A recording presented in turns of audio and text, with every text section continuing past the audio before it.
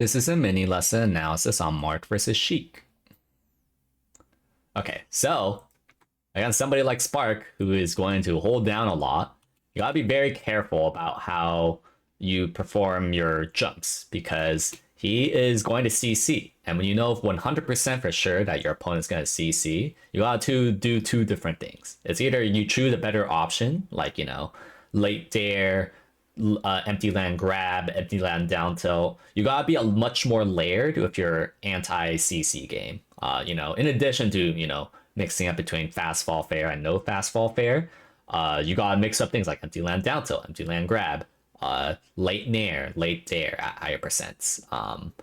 And if you are gonna stick with fair, like you just have to be very ambiguous of like whether you're gonna dash back or like in place accidentally. I'm not pretty sure you didn't really mean to do that. Um, that's like the big thing is that you have to be very layered. And instead of that shield, there's no reason to really do it. If you're afraid of a potential reversal, you could always just like drop down, like do a shield drop, and then double jump up air. That would have gotten you a good extensive follow up there. Can't believe you just crouched right in front of your face. Freaking Sheik slash Spark.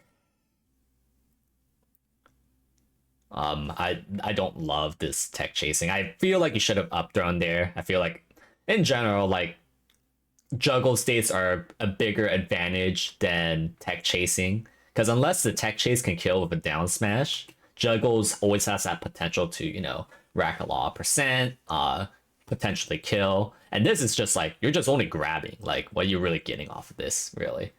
I'm also pretty big missed opportunity here, where like you could have just CC'd that fair and forward smashed. And you could have also upbeat or forward smashed there.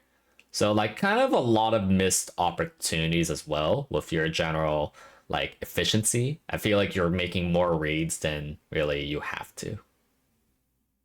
And also could have done a better job, like, making ledge options there.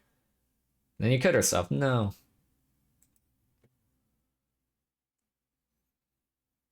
Yeah, that fade back fair is like a good example of like layering your anti-CC game.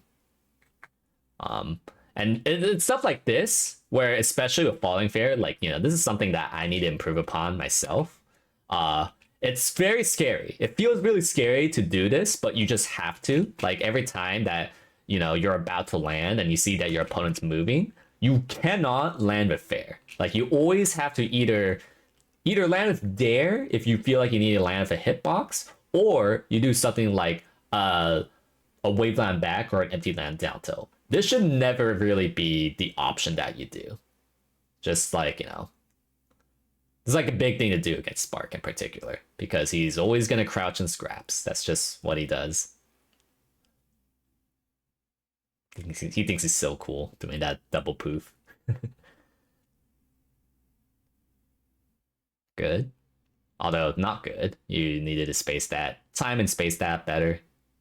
I'm glad that you disengaged though. I feel like our lessons were I feel like you were listening. You definitely implemented this thing where you disengaged a bit better. Love that. Love that.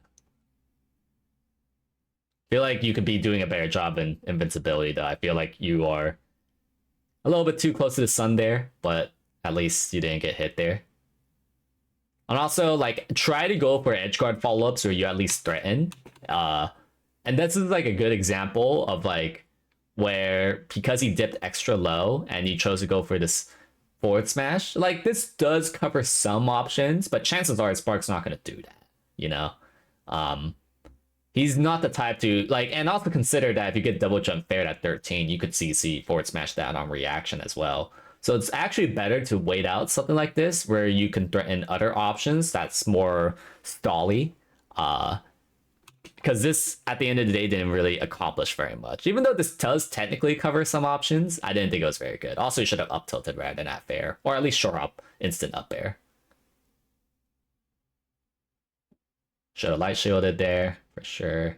Should have upbeat. If you upbeat it a little bit more preemptively, you would have clipped him for a bit. That would have been good. Also could have stalled that upbeat just a little bit as well.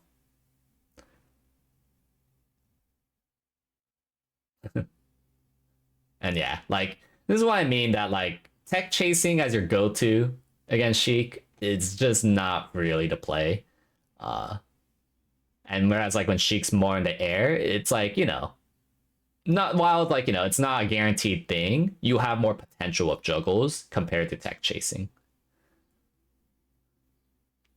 And also, you didn't really have much play with this fair. Like I think you just made the best of what you got there. But what you're probably really supposed to do instead of jumping, you're probably supposed to like dash towards the center or like waveland to the side plat rather than trying to engage directly here. Like I feel like you just do not have much play left there. So probably not the best way to play your disadvantaged states. And yeah, at the end of the day, he kind of just he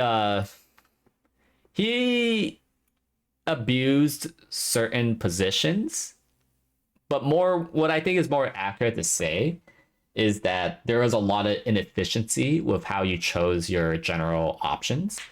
I think you won enough neutral, if I'm being honest, to at least take this game, but your general punish trees was not very well refined. Like you overdid it with tech chasing, you didn't really get enough of your juggles, the up throw, up tilt punishes weren't really there. Some edge guards were not really threatened very well. So at the end of the day, I actually think a lot of it, the main reason why you didn't win was because of your general inefficiencies. There's also some improvements that you could have made with like, your general disadvantaged states, but I actually thought you made good improvements there and, keep it up. Like, I think if it weren't for, my critiques earlier on, you would have just gone 3-stocked badly.